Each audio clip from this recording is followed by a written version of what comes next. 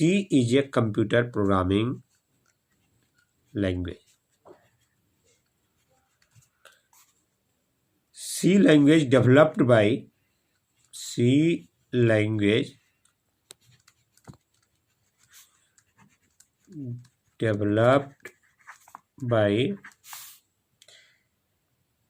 Dennis Ritchie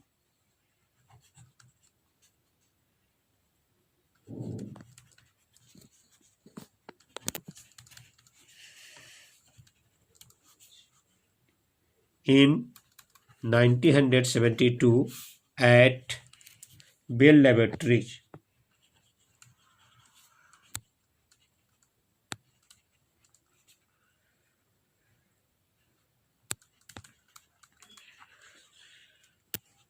Bell Laboratories of AT&T Lab.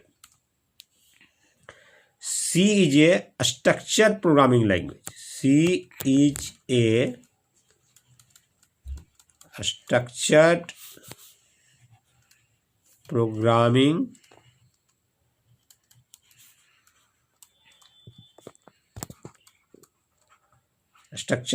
language. C is a structured programming language.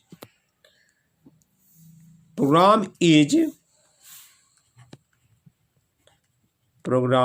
is divided into various modules.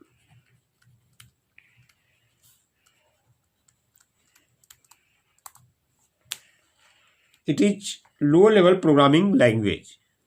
It is low-level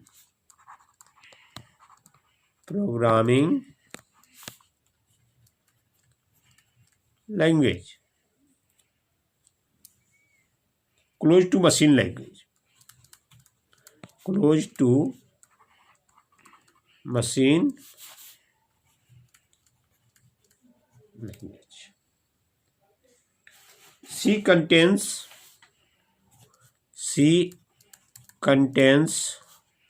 32 keywords,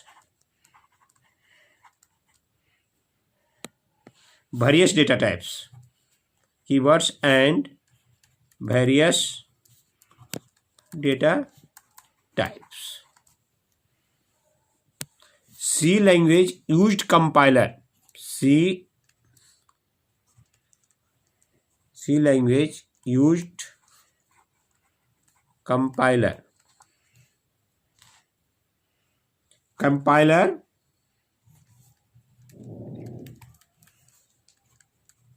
convert into the object file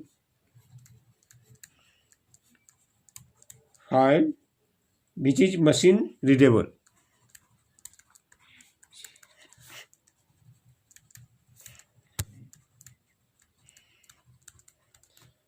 Compiler also check whole program at a time. Compiler check whole complete program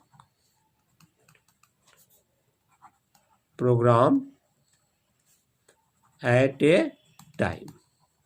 This is history about the C language. So why C is a called language?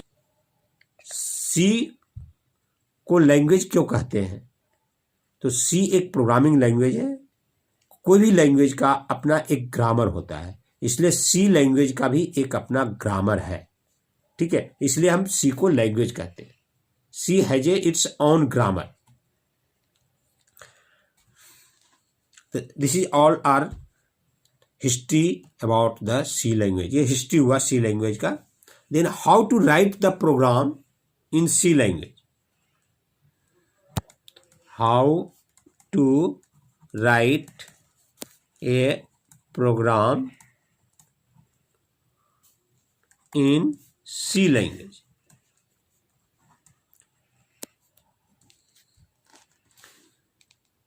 तो C language को programme लिखने के लिए सबसे पहले हम header file का use करते हैं. तो this sign is called preprocessor, this sign is called preprocessor. Hash, इसको हैश पर इसको जो रीड करते हैं उसे हैश बोलते हैं। हैश इंक्लूड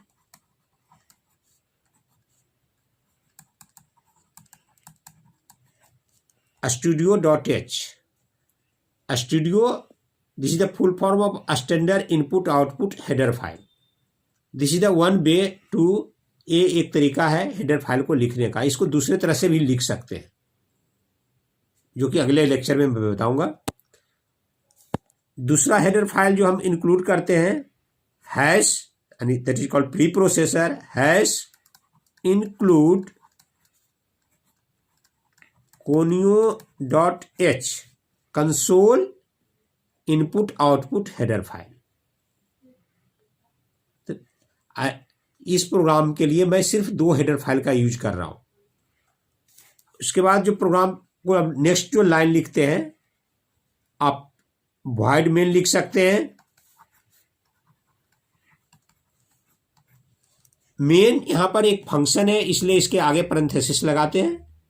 वॉइड का मतलब इ नेवर रिटर्न द वैल्यू, यानी ये कोई वैल्यू रिटर्न नहीं करेगा, इसके लिए वॉइड लगा सकते हैं। वॉइड की जगह पर आप इंट भी लगा सकते हैं या विदाउट वॉइड या विदाउट इंट भी लिख सकते हैं। तो लास्ट में आपको एक लाइन लिखना होगा return 0।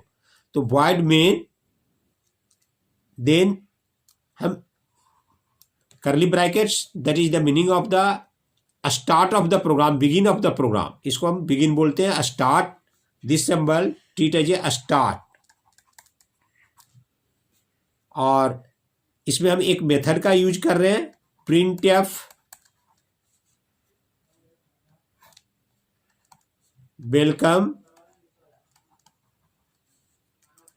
Welcome to C language.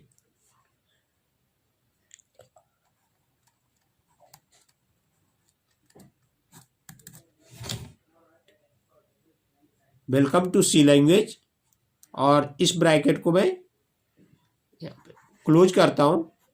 This is the meaning of the end of the programme.